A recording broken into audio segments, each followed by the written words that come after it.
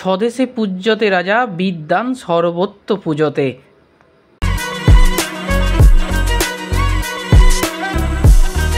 এখানটা দেখুন যে ওপরে দেখতে পাচ্ছেন হচ্ছে মৌমাছি, প্রচুর মৌমাছি এরকম তৈরি করা হয়েছে এবং সেটা প্যান্ডেলের মধ্যে লাগানো হয়েছে এবং এখানে একটি মানুষের মুখ দেখা যাচ্ছে।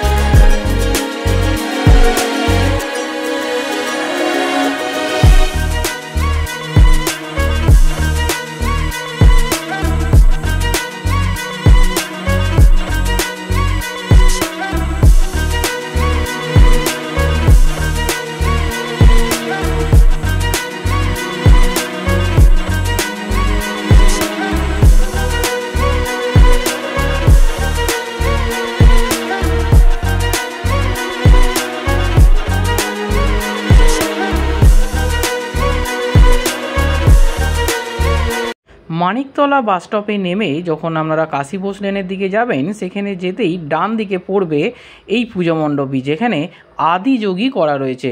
মণ্ডপটি ছোট হলেও এত সুন্দরভাবে পরিবেশন করেছে, দেখে আপনাকে দাঁড়াতেই হবে। ভেতরের আলোকসজ্জা থেকে মাতৃ প্রতিমা এক কথায় অনবদ্য। সাবেকিয়ানা ধাঁচের তৈরি এই মাতৃ প্রতিমা আপনাকে এক চোখ এবং মনের শান্তি প্রদান করবে।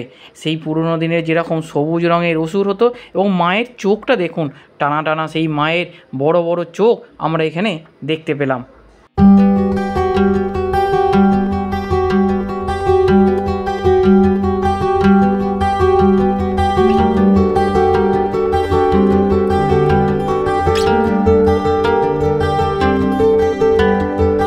পরে আমরা চলে এলাম হচ্ছে উত্তর কলকাতার বিখ্যাত পুজো কাশী বোস লেন, যেখানে কাশী বোস লেনে একটা রামমোহনের মূর্তি দেখতে পাচ্ছি এবং বাঁদিকে দেখুন ঈশ্বরচন্দ্র বিদ্যাসাগর। এবং এবারের থিম হচ্ছে বাল্যবিবাহ।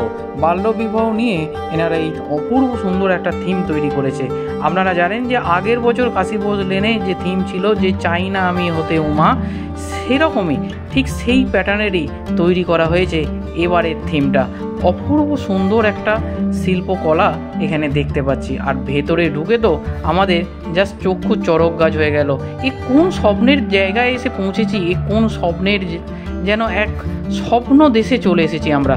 এত সুন্দর লাইটের কম্বিনেশান এবং তার সাথে প্যান্ডেলের যে কালারের কম্বিনেশান এবং তার সাথে হচ্ছে মুক্ত পুঁথির কাজ রয়েছে, খুব সুন্দর অপূর্ব লাগলো। এবং ভেতরটা পুরো সার্কুলার তৈরি করা রয়েছে এবং এত সুন্দর ঋষি মহারিষিদের বিভিন্ন ছবি এবং তার উপর যে স্পট লাইট ফেলা হয়েছে।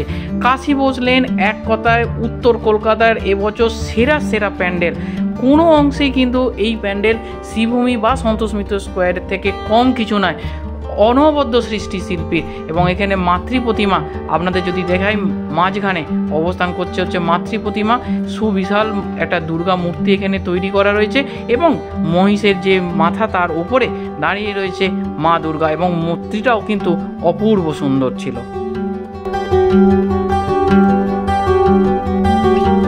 মাতৃ প্রতিমা দেখে যখন আপনারা ঠিক বাইরের দিকে এক্সিট গেটের দিকে যাবেন, তখনই এখানে দেখতে পাবেন চাল দিয়ে তৈরি করা হয়েছে মা অন্নপূর্ণাকে।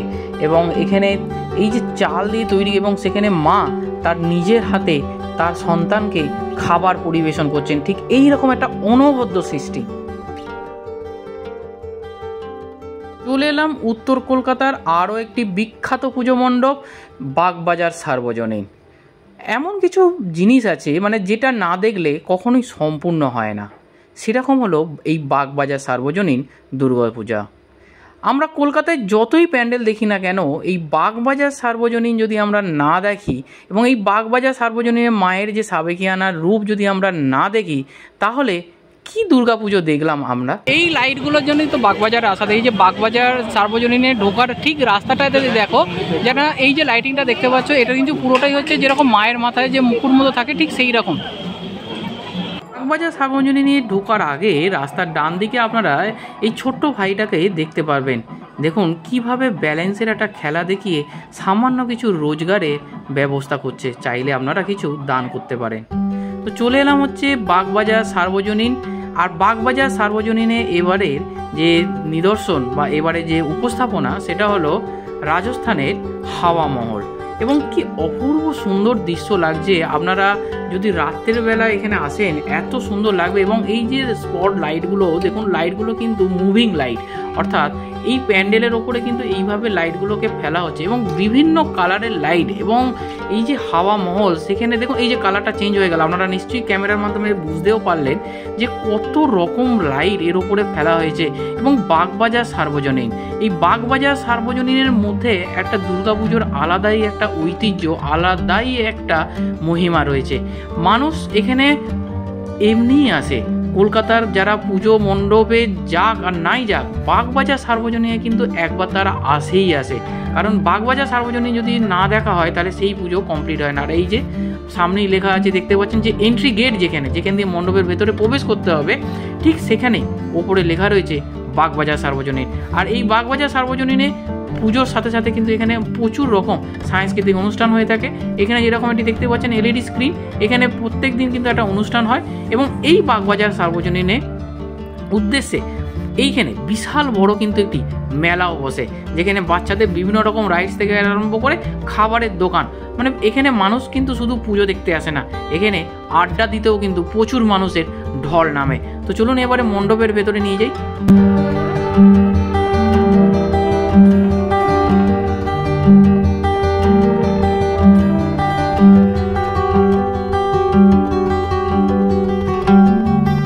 চলে এলাম হচ্ছে বাগবাজার সার্বজনীনের মণ্ডপের ঠিক ভিতরে।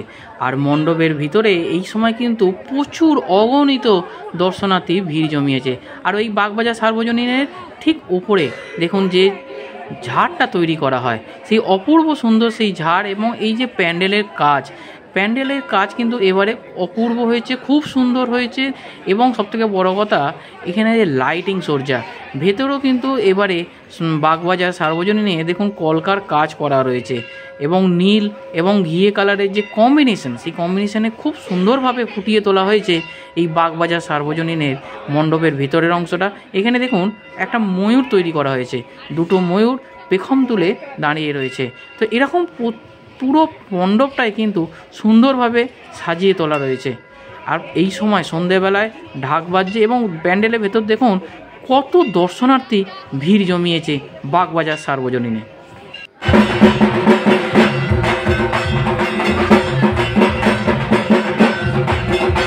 এবারে আপনাদের দেখাই যে জন্য বাগবাজার সার্বজনীন সবাই আসে। মণ্ডপ তো অনেক জায়গায় অনেক সুন্দর হয়, কিন্তু বাগবাজার সার্বজনীন তবু মানুষের মনে একটা আলাদাই জায়গা করে নিয়েছে। আপনারা কজন আছেন যে বাগবাজার সার্বজনীন না দেখলে মনে হয় পুজোটাই যেন মিস হয়ে গেল? কমেন্ট বক্সে কমেন্ট করে জানাবেন। আর এইখানে দর্শন করতে পাচ্ছেন সেই বাগবাজারের বিখ্যাত সেই মাকে, যেন জগৎ জননী মা। এই যে বাগবাজার সার্বজনীনের মায়ের যে চোখ বা মুখমণ্ডল, সেটা কিন্তু অনেকটা নদিয়া জেলার ঠিক যেরকম রানীমা হয়, আপনারা জানেন যে নদিয়া ডিস্ট্রিক্টে রানীমার পুজো হয়, ঠিক সেই রকমই যেন বাগবাজারের ঠাকুরের সাথে আমি সেরকম মিল পাই। মানে উত্তরের রানীমা, বাগবাজারের মা মানেই হচ্ছে উত্তরের রানীমা।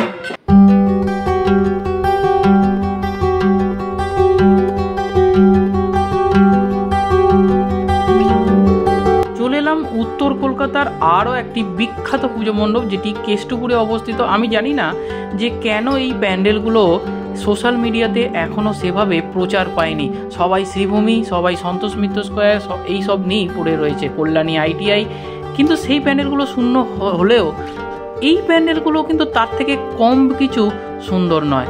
এখানে যে থিম এবারে সেটা হলো সভ্যতার রক্ষা কবচ। দেখতে পাচ্ছেন যে এখানে একটি জায়ান্ট স্ক্রিন তৈরি করা রয়েছে এবং এখানে যে কলেজ স্ট্রিটের যে বিভিন্ন দৃশ্য সেগুলোকে তুলে ধরা হচ্ছে। আপনারা যদি মন দিয়ে দেখেন হাতে টানা রিক্সাকে দেখতে পেলাম এবং কলেজ স্ট্রিট দেখুন, এই যে বাস, কলকাতার বাস, কলকাতা হলুদ ট্যাক্সি, যেগুলো হচ্ছে কলকাতার একটা ঐতিহ্য। কলকাতার কিছুদিন আগে আপনারা জানেন ট্রাম তুলে দেওয়া হয়েছে, সেই ট্রামের দৃশ্য এখানে দেখতে পাচ্ছি। তো এই যে পুজো মণ্ডপ, এর যে ধারণা এক কথায় অনবদ্য। মানে এখানে যেটা দেখানো হয়েছে যে বই ছাড়া কিন্তু সভ্যতার অগ্রগতি কোনোভাবেই সম্ভব নয়। তাই আজকের দিনের যে দুনিয়া, আজকের দিনের মানুষ বা আজকের দিনে যারা ছোটরা রয়েছে, তারা কিন্তু ছোট থেকেই মোবাইল ফোনে আসক্ত হয়ে যাচ্ছে। বই পড়ার যে অভ্যাস, সেই বই পড়ার অভ্যাসটা কোথাও যেন আমাদের হারিয়ে যাচ্ছে। তাহলে একটা সভ্যতাকে, এই যে দেখুন সামনের দিকে কিছু মূর্তি তৈরি করা হয়েছে, যারা সবসময় হাতে মোবাইল নিয়েই বসে রয়েছে, কেউ কিন্তু বইয়ের দিকে পড়ছে না। তাহলে বই যদি না পড়ে তার জ্ঞানের বিকাশ হবে কি করে? একটা সভ্যতাকে ধ্বংস করতে গেলে তাহলে পরমাণু বোমা কিন্তু মারার দরকার থাকে না। একটা সভ্যতাকে ধ্বংস করতে গেলে তার শিক্ষা ব্যবস্থাটাকে যদি আমরা নষ্ট করে দিই, তাহলেই সেটা ধ্বংস হয়ে যাবে। তো এই যে সিম্পল যে ব্যাপারটা, সেটাই কিন্তু এখানে এবারে কেষ্টপুরের থিম। আর ভেতরের অংশটা দেখুন, প্রচুর এরকম পত্রিকা এবং বই দিয়ে তৈরি করা রয়েছে, অপূর্ব সুন্দর লাগছে।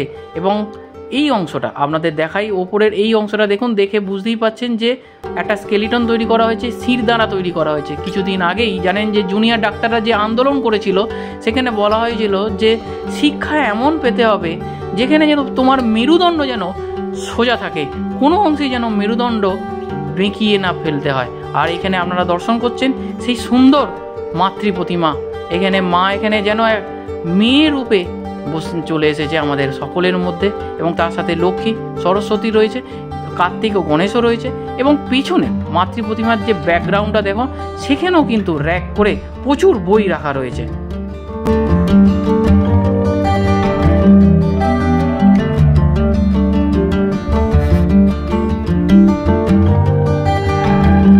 আজকের ভিডিওটা আপাতত এখানেই শেষ করছি। নর্থ কলকাতার বেশ কিছু পুজো মণ্ডপ আপনাদের সামনে তুলে ধরলাম। আপনারা চাইলে এই ভিডিওটা দেখে এই মণ্ডপগুলো ভিজিট করে আমাকে জানাবেন আপনাদের ঠিক কেমন লাগলো। অবশ্যই কাশী বোস লেনে তো যাবেন, তার সাথে চেষ্টা করবেন কেষ্টপুরের এই মণ্ডপে আসার। দেখা হচ্ছে খুব তাড়াতাড়ি আরও একটা নতুন ভিডিওতে।